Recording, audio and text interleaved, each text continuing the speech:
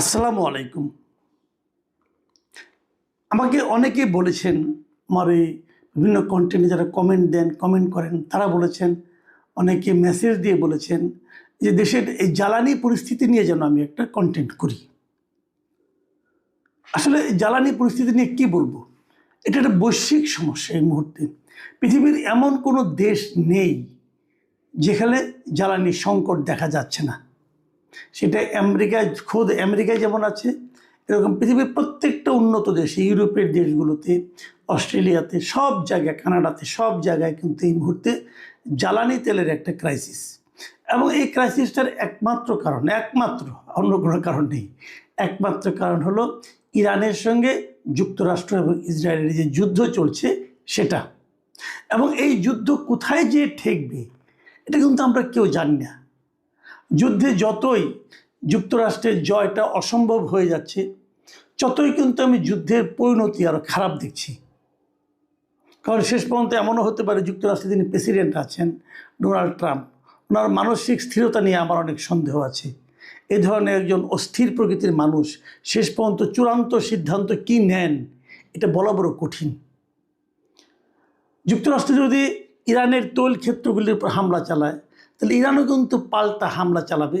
মধ্যপ্রাচ্যের যুক্তরাষ্ট্রের যারা নাকি মিত্র শক্তি আছে, যেমন আপনার সৌদি আরব অথবা কুয়েত, এই যে দেশগুলো আছে তেল সমৃদ্ধ দেশগুলো, তাদের উপরেও কিন্তু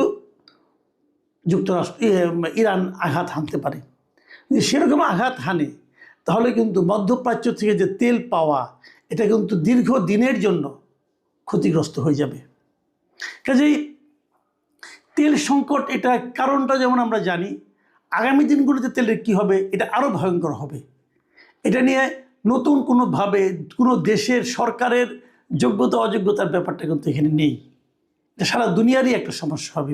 এবং এই তেলের সমস্যাটা যদি এভাবে চলতে থাকে, তাহলে তেল থাকা না থাকা মানে, তেলের ঘাটতি থাকা মানে সব কিছুর ঘাটতি থাকা। আপনি একটা কথা ভাবেন, তেল না থাকলে কি হবে? কেবল আপনার বাসার আপনার রান্নার সমস্যা হবে, অথবা আপনার গ্যাস না থাকলে আপনার সিলিন্ডার থাকবে না, তা কিন্তু নয়। গাড়ি চলবে না, বাস চলবে না, ট্রাক চলবে না, পরিবহন ব্যবস্থা ভেঙে পড়বে, ট্রেন চলবে না, আপনি যোগাযোগ করতে পারবেন না, মালামাল এক জায়গা থেকে এক জায়গায় আনতে পারবেন না। এই একটা ভয়ঙ্কর অবস্থা। কাজেই ওই সময়ের কথা কল্পনা করে লাভ নেই। ওই সময় কথা কল্পনা করলে আজকে থেকে আপনার ঘুম নষ্ট হয়ে যাবে। আপনি আজকে থেকে আর ঘুমাতে পারবেন না। আপনি ভাবতে পারেন আপনার বাসায় ফ্যান চলবে না, অমুক চলবে না, কীভাবে আপনি জীবনটা, আপনি তো অভ্যস্ত হয়ে গেছেন। তেল না থাকলে ইলেকট্রিসিটি পাবেন না আপনি, জ্বালানি না থাকলে। এলএনজি যদি না পান, তাহলে আমাদের ইলেকট্রিসিটি থাকবে না। কারণ আমাদের পাওয়ার যে এইগুলো আছে, আপনার যে সেক্টরগুলো আছে, সেগুলো কিন্তু এলএনজি নির্ভর। তাহলে কীভাবে হবে? সব মিলে একটা ভয়ঙ্কর পরিস্থিতি। কাজেই সেই পরিস্থিতিতে শেষ পর্যন্ত না যাক দুনিয়া, এই প্রত্যাশা করা ছাড়া, আল্লাহর কাছে এই প্রার্থনা করা ছাড়া আমার আপনার কিন্তু আর কিছু করার নেই। আসলে আমরা বর্তমান নিয়ে কথা বলি। বর্তমানের কী অবস্থা দেখুন। আমাদের দেশে তেলের কিন্তু একটা চাহিদা আছে।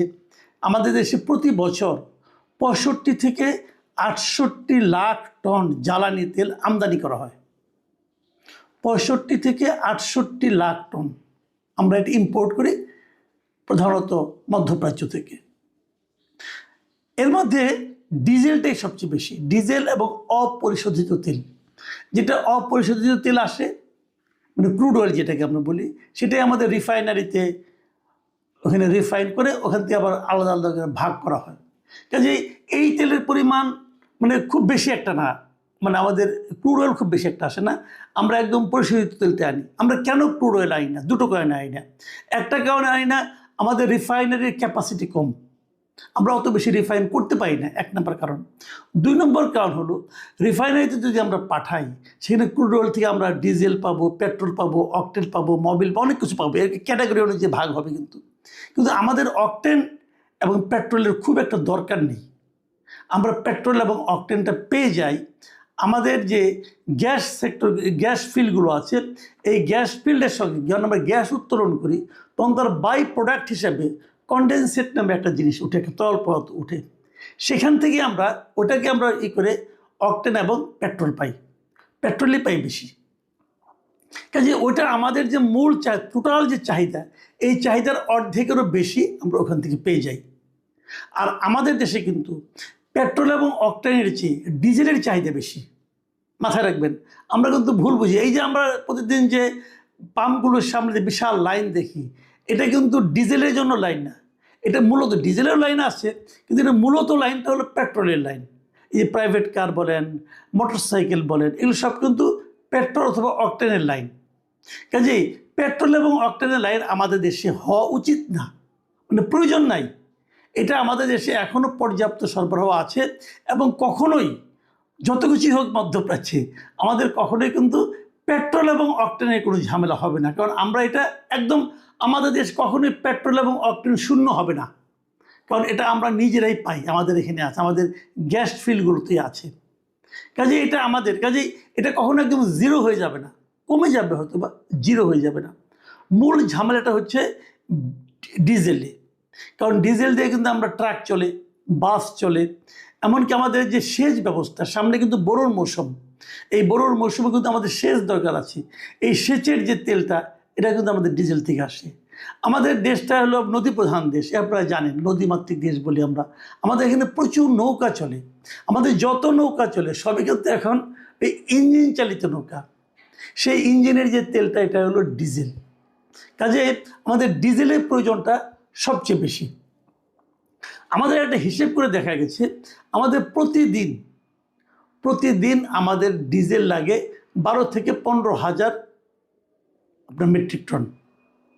12 থেকে 15,000 মেট্রিক টন ডিজেল আমাদের প্রতিদিন লাগে। এখন যদি আপনি বলেন তাহলে আমাদের আছে কত, এখন আমাদের এই মুহূর্তে একটা হিসেব করে দেখা গেছে, আমাদের ডিজেল এখন মনে করেন 10-15 দিনের মতো আছে।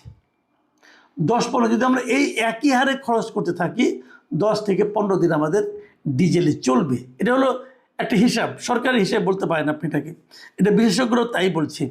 এখন এতে ভয় পাওয়ার কিছু নাই, ভয় পাওয়ার কিছু নাই এই কারণে যে আরও ডিজেল কিন্তু এর মধ্যে আসছে। এর মধ্যে আজকে সর্বশেষ যে খবরটা পেলাম যে চট্টগ্রাম পোর্টে সিঙ্গাপুর থেকে একটা জাহাজ ভর্তি ডিজেল এসে পৌঁছেছে।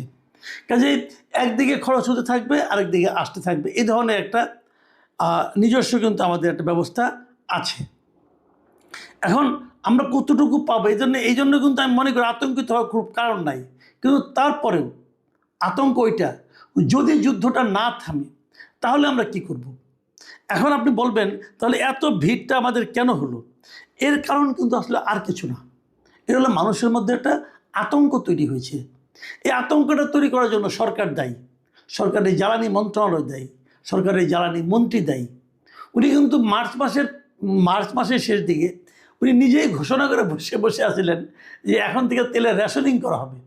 এই যে রেশনিং কথাটা উনি উচ্চারণ করলেন না, এটা উচ্চারণ করেই মানুষের মধ্যে একটা উনি আতঙ্ক, প্যানিক ঢুকিয়ে দিয়েছেন, এবং মানুষ এরকম আতঙ্কিত হয়ে এরকমভাবে তেল কেনা শুরু করেছে। যার আগে দেখতেন আপনি একটা মোটরসাইকেল যে চালায়, তার ট্যাঙ্কে হয়তো 10 লিটার তেল আটে, সে কিন্তু 3 লিটার তেল দিয়ে ঘুরতেছে, কোনো সমস্যা নেই। এখন আপনি যত লোক মোটরসাইকেল চালায় খবর নিয়ে দেখেন, কারো ট্যাঙ্কি কিন্তু খালি নাই। ধরেন 10 লিটার তেল ভরলো, 2 লিটার তেল ফুরিয়ে গেল, সে আবার কিন্তু বাসায় যাওয়ার সময় আবার যা লাইনে আধা ঘন্টা 2 ঘন্টা দাঁড়িয়ে থেকে ট্যাঙ্কিটা ফুল করে নিয়ে যায়, কারণ তার মধ্যে ভয় ঢুকে গেছে যদি কাল থেকে আবার তেল না পাই। কাজে সবসময় ট্যাঙ্কিটাকে ফুল রাখি।